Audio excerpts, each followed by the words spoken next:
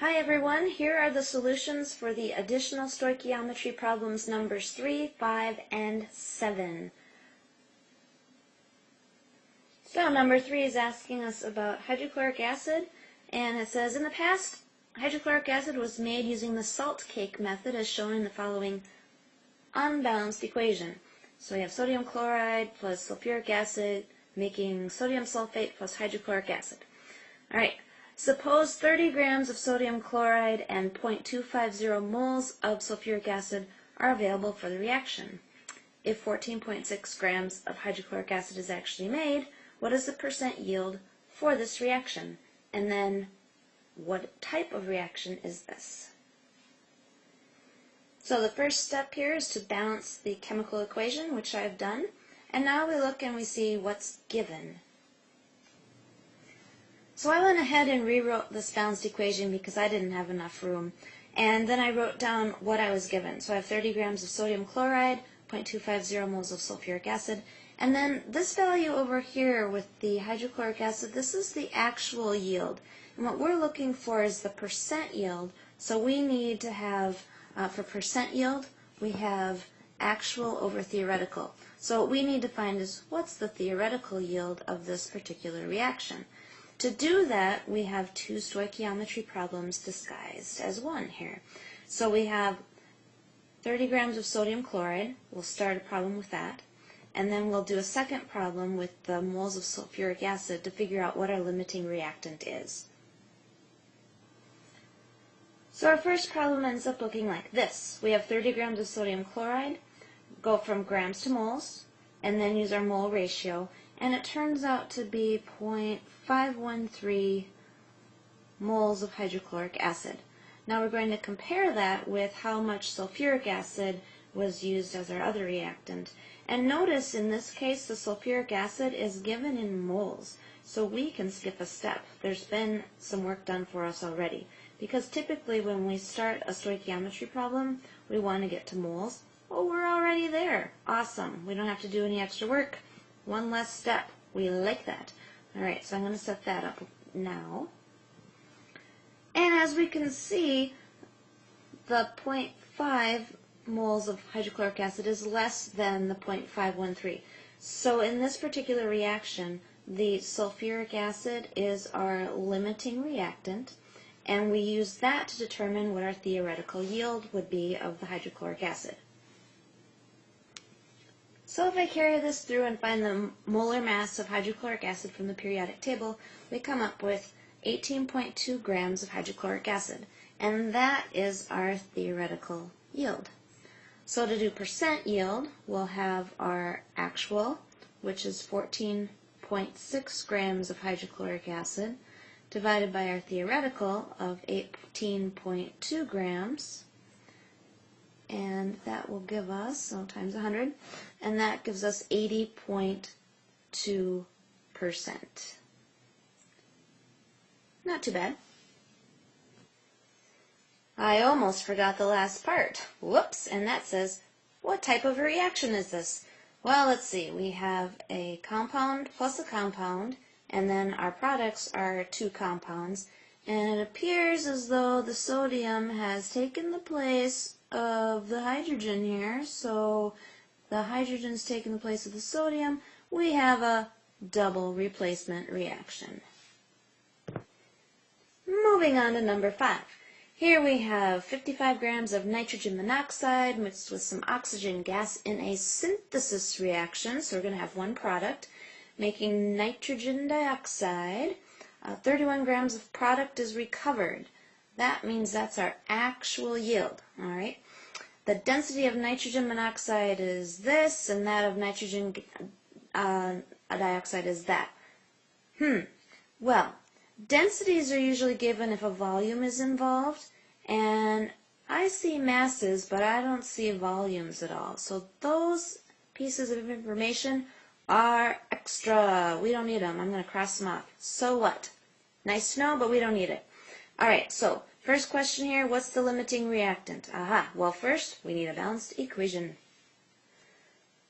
So there's our balanced equation, and you'll notice I didn't put phases in. It's not clear, it's not evident other than the oxygen gas. So if you want to, you could put the little g there, but unless it's given, you really don't know what the phases of these things are. So don't panic too much about that. But there we have our balanced equation, and now write down your givens. Okay, so I've set this up. We have our givens. We're looking for the amount of nitrogen dioxide that could be formed. We have an actual amount, but what we want to calculate is the theoretical yield. And when we calculate the theoretical yield, we'll also be figuring out what the limiting reactant is. So we're going to do two parts in one. Here we go. We have two stoichiometry problems in one, and we're going to start with the one on the left, the nitrogen monoxide. So I'm going to set that up. Pause this, see if you can set it up, and then check your work. So here's my first setup, starting with the nitrogen monoxide and going from grams to moles, and then use the mole ratio. And now you're going to do the same thing for oxygen, but remember, oxygen is diatomic. Alright, so there's my solution for this part, and the 2.2 moles of nitrogen dioxide is greater than the 1.8, so that must mean that our limiting reactant was the nitrogen monoxide, so that's our limiting reactant. And now we go from moles of NO2 to grams of NO2 to figure out the theoretical yield. So in this case, the theoretical yield is 84 grams of nitrogen dioxide. To find the percent yield, we have the actual divided by the theoretical, so times 100. So that gives us 31 grams of NO2 divided by 84 grams of NO2 times 100, which is equal to 37%, which, depending on the procedure, may not be all that great, but depends on the environment and whatnot. So that's the percent yield for this one. And here's our final problem, number 7. The following unbalanced reaction can be used to remove carbon dioxide breathed out by astronauts in a spacecraft. Alright, so it's unbalanced. First thing we need to do is balance it. There we go. And then we have two problems, A and B. So let's look at A first. How many milliliters of water? Oh, volume. Alright, so we do need the density, and there it is. Okay, so we're going to use that. Could form from 25.7 grams of lithium hydroxide. Okay, so I'm going to rewrite the balanced equation down below and then set up our givens and then work through the problem. Alright, so I've written down the given information here, and what's nice about this is it's a single Stoich problem. How do I know? Well, I'm only given information about one of the things in the problem, the lithium hydroxide. So I'm given information about that, not two things. I'm not given information about two reactants. So, phew! Big sigh of relief, we only have one type of problem to do here. So now, we start with our given and we work our way through just like any other Stoich problem, except at the end we have to add this density thing in here. Alright, I'm at the step where typically Stoich problems end, but we need to do volume here because our grams of lithium hydroxide cancel, so do the moles, then we get to moles of water, and now if I were to finish this I'd be in grams of water, but I'm interested in milliliters of water. So I have to use one more step, and that is to use the density of water that's given here.